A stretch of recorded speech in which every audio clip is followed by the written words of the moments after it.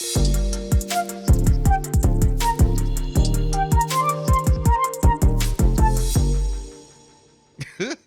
can't believe I heard this intel on Liz. Oh, no. Oh, no. Okay. Her husband, Joey, has a brand new nickname for Liz. Oh, my goodness. We went bowling last weekend, and I'm getting up to bowl, and I always, cut up and act like I'm getting strikes and all this stuff. So anyway, he's like, calm down, Dingle. I said, what? Calm down, Dingle. He started, for the whole day. For the whole day, my nickname was Dingle. And I'm like, what is that even? What are you talking about? Why is my nickname now Dingle? Hasn't called me that since. So I don't know if I was, who knows? Who knows? Oh, that's great. Now, I heard that Scott's best friend had a nickname for him. This is growing up, right? Right. Little man. And that's because I was probably the shortest kid in our class at the time. Okay. Did you take offense to it, or was it like, oh, I got a nickname? No, it was a cool way he said it. Like, little man, hey, little man. Hey, what's up, little man? It wasn't like negative. It was a positive thing. Term of endearment. And at the time, I didn't care if I was the shortest. I was, at that age, this was probably, elementary school. I liked it. There's earth-shattering on my nickname growing up. What is it? What was it? Robbie. That was it. Robbie? Robbie. That was it. Robbie. Can I call you that from now on? Oh, if you want, but it doesn't. Yay! Just brings back, here's what you're going to do. You're going to trigger me for my bad memories. No. Okay, Rob. We're good. You're listening to Rob and Liz in the morning. His radio. So we're hearing Liz is called what is it? Dingle. Okay, by her husband. And then I'm hearing that as she was growing up, it was an aunt that said these. It was my dad's mom, so my grandma. It was grandma. And yeah, and so she lived with us for a little while. And if she needed one of us, it was me and my sister. She would either call us Flossie or Snooky, and she would say, Flossie. So there's a way she said it. Well, she would just say in a normal conversation, Flossie, can you get me something? But we never knew who was who. So she would be Flossie sometimes. I would be Flossie. But so she would forget who's what. Oh, yeah. She couldn't keep Which up one with would it for you anything. rather, Flossie or Snooky? I prefer Flossie, I think. Okay, so Liz is now Flossie. So No, I'm not. Flossie in the morning. And Liz, all of a sudden, a couple of weeks ago, started calling Scott Scooter. Yeah. Why? Why? I mean, to me, it's a natural transition to a nickname from Scott to Scooter. Kind of makes sense, I guess. Okay.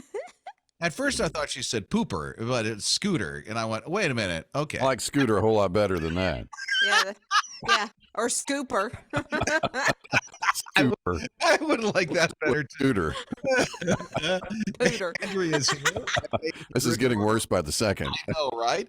Andrea's here at 800-447-7234. What about you, Andrea? I'm one of 3 girls, and my dad said all his girls turned out to be boys. So he had Harvey, Sam, and I was Fred. So he called you Fred? Yep, and then sometime I'm his little gnat because I would bother him. In a loving way, of course. I feel weird calling you Fred. But it had to be something different. You know, your dad just sounds awesome. A really great dad. We lost my mom about 6 years ago. Oh, sorry. And he is actually currently in the mission field. And we pray for him daily, and we're just everything that he's doing. You're listening to Rob and Liz in the morning. His radio. Interesting hearing these nicknames that were attached to you. It's Rob and Liz in the morning, his radio. I'm sorry, Rob and Flossie. Flossie? That's what Grandma called me. Yeah. But you know what? I'm not the only one because Angela texted and said her dad's nickname for her still to this day is Flossie May. Flossie May. Okay. Flossie May. There's your call. All right. Laurie said, my papa had nicknames for all of his grandchildren, and hers is Dorty Potts. She has no idea why. Dorty, D-O-R-D-Y, and then Potts. Dorty Potts. Potts. That is interesting. It is. So here's Leah at 800-447-7234. What about you, Leah? So my nickname as a kid was Honey Pot, and it was given to me by my honey pot. so my grandfather, which is my mother's father, used to tease me when I was little, and he would say, "You're just a honeypot," and I would say, "No, you're a honeypot." You're listening to Rob and Liz in the morning. His radio. This is just amazing to hear. First, I must say that on my wife's side of the family, there's Aunt Paula, and Aunt Paula has autism. And recently, when her mom, I should say my wife's grandmother passed away, Aunt Paula's mom passed away, she had to go into some kind of transitional housing and live there and learn how to live and have a job and work. And what she went into was absolutely phenomenal. And then I heard about this place in Phoenix, Arizona, that's called First Place. This is like a whole apartment complex that's almost like a college setting that is for young people that have autism and Down syndrome and neurodivergent. And what they do is they go through a 2-year program and they learn some job skills and how they can live on their own. And then they go out and they're able to function. And autism and high functioning, those who are high functioning go through this program, and they're getting some great results because this was dreamed into existence like in 97, and finally about 2012, 2018, this was able to open up. They worked on this for such a long time. Well, I'm glad they did, because you want to do it right and you want to serve these people well. I want to say there is a place kind of near us in the Carolinas in Georgia that does something similar. It's an apartment place or a residential home for vulnerable adults. And it means so much because, they need to be able to survive and thrive just like, anyone else, because they are just someone who has autism. It doesn't define them. Right? It's amazing. So I love that they're doing this because people are people and every person has some kind of a challenge, right? I've got my challenges. Liz, oh my. Hey. Perfect.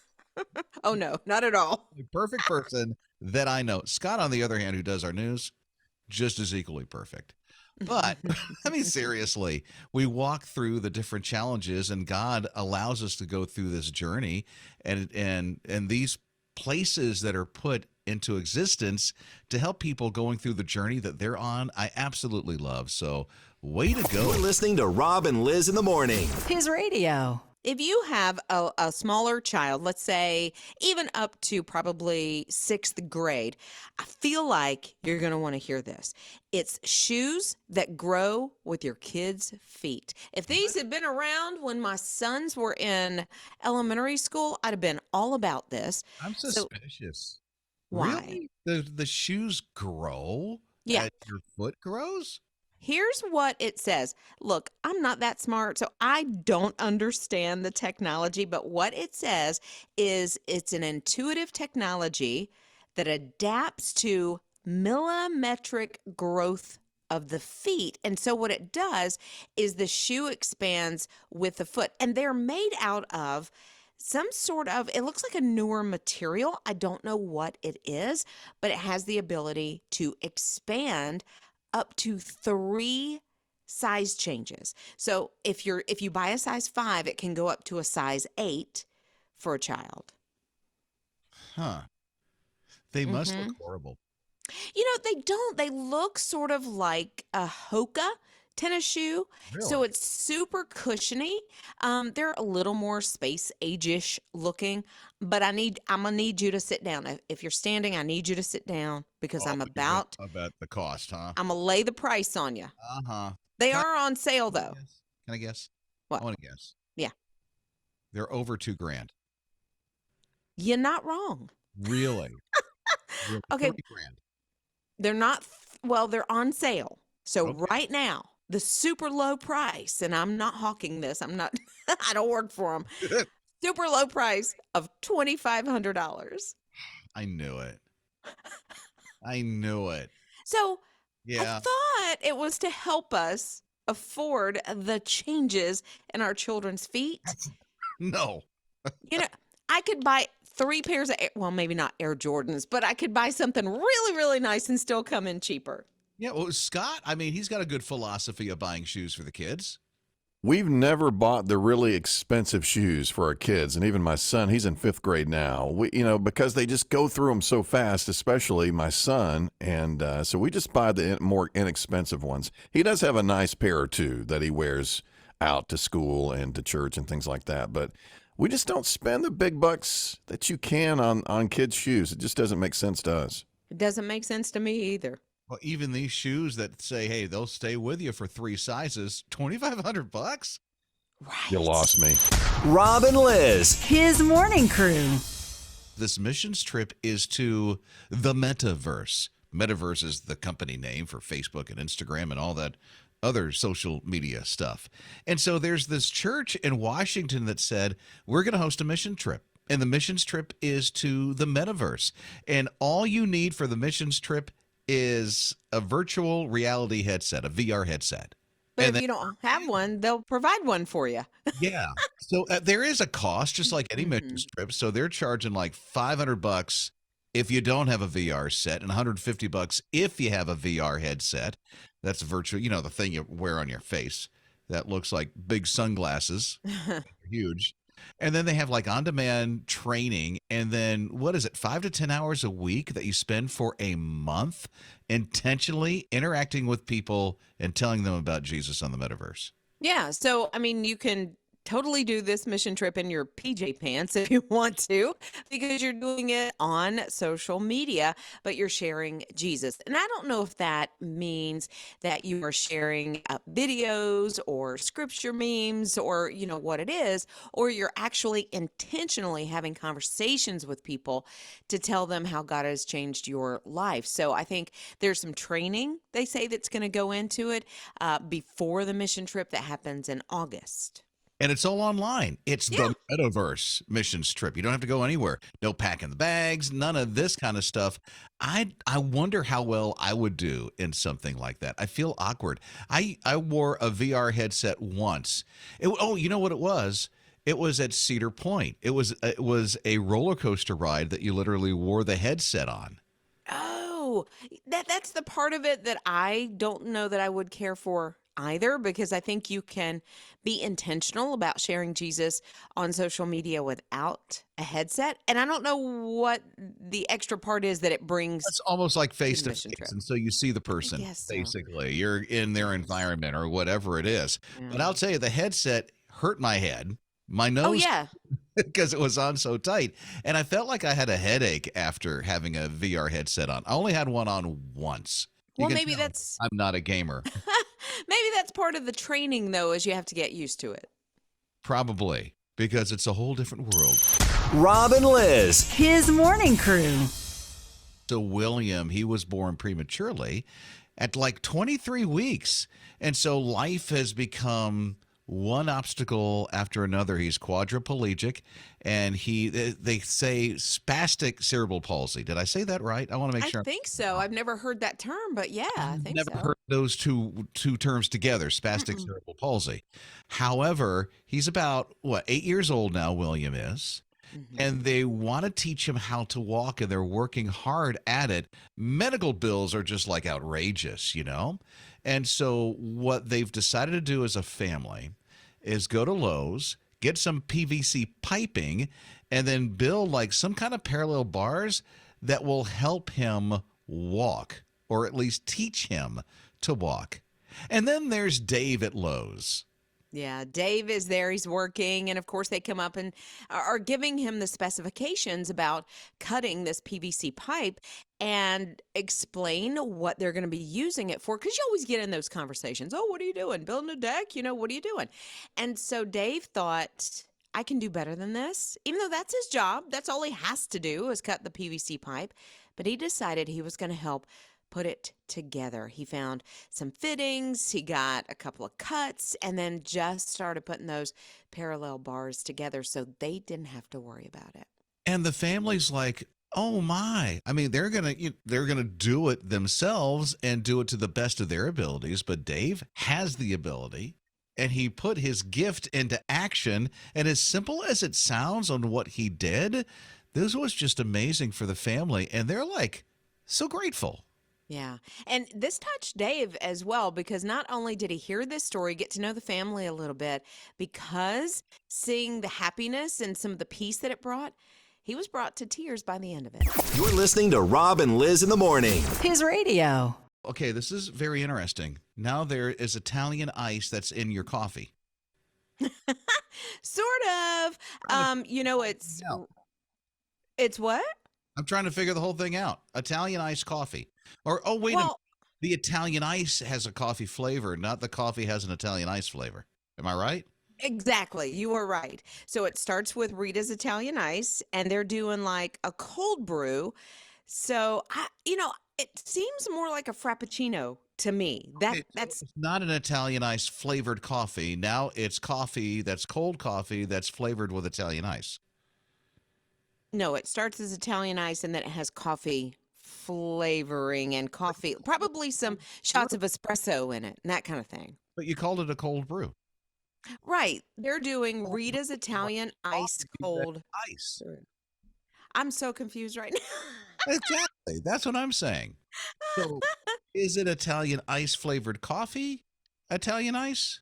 Or is it a cold brew that's flavored with this Italian ice people? I think it's an Italian ice that is coffee flavored, but they use coffee in it to make it a cold brew. But if you look at it, it looks more like a frappuccino. Now that's where I get confused. Because Italian ice is in a cup. Yes, Italian ice, but Okay. so is cold brew. But yet you say it looks like a frappuccino. So then it's in a fancy cup and it's liquid form and there's no ice and it's a frap with this, fancy whipped cream and stuff on it. Yeah, but no. So a frappuccino does have ice in it. Well, They put the cold brew or the coffee in it. They put the milk in it. They put whatever flavoring you want in it, and they put ice, and then they put it in a big blender, and bada bing, you got your thing. but that's not an Italian ice cup. That That Italian ice it is. cup is in this Oh, little it's in. thing, and then you open it up. It's in the freezer, and you get a spoon and you scrape it off. That's Italian ice, right? You call this thing a frap. I don't even Yes. know what to call this thing now.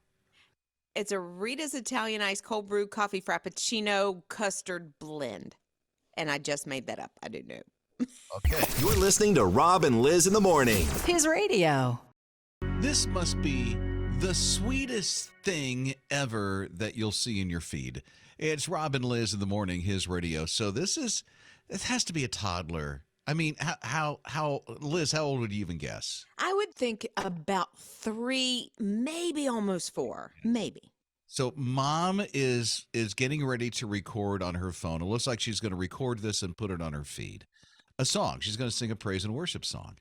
And so the toddler comes walking up to mom. You just have to hear this. I like that song. Which one? And I like that song. So bless you? No, let's sing it. He says sing it. I still that bless you. song. Oh. That makes my heart happy. Oh, oh, it's so sweet. Love you. Okay, so what you can't see at this moment is that all of a sudden mom has tears in her eyes. And then her toddler goes into her arms and says, "I love you, mommy." And whispers it like, I love you, mommy. And when she sings, I can just in my mind think she sings him to sleep at night with praise and worship. And that's the song that touches his heart. And she doesn't get 2 words out. And he's like, yeah, like that's it. I love that song. Makes my heart happy. Wow. When your kid tells you that Right? something that you've done makes their heart happy, and especially that song that you've chosen, that's what it's all about. Right. And I know if you didn't see it in your feed, we're going to post this for you so that you can see it. It'll be at hisradio.com, Apple TV, Roku, which is where you can access His Radio TV, on the website at hisradio.com. And we'll even put it on our YouTube channel today.